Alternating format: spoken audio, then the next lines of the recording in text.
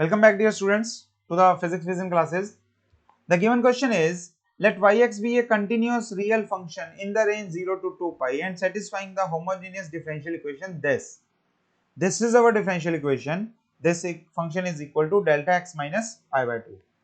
What we need to do, we need to look out for the value of dy by dx in terms of continuity or discontinuity at this point. Okay. So, it is a very easy and tricky question.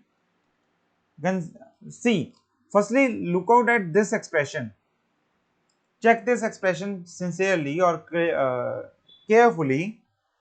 What do we have? We have sin x, okay, and derivative of first derivative of y, and then we have derivative of y, first derivative of y, and then we have derivative of sin x.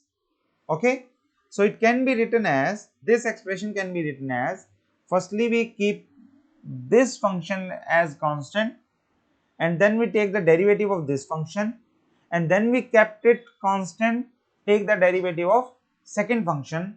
Hence it can be written as d by dx, means derivative of which two functions, product of which two functions.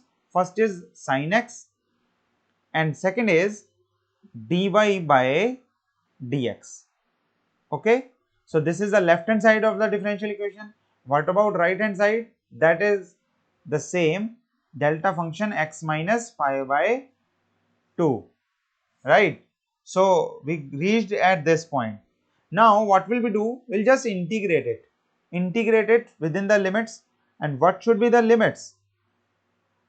What should be the limits? Limits should be from pi by 2 minus epsilon to pi by 2 plus epsilon, because rest of the region is not of our interest. Okay, here x is equal to pi by 2, this value is non-zero only in the surroundings of pi by 2. So this is the only area of interest for us. This gives us, this side, left hand side gives us the value of what? Sin x into dy by dx at the limits from minus pi by 2, from pi by 2 minus epsilon to pi by 2 plus epsilon, right? And this is the delta function, which can be written as 1 directly, because it gives the value of function only at that point, which is 1.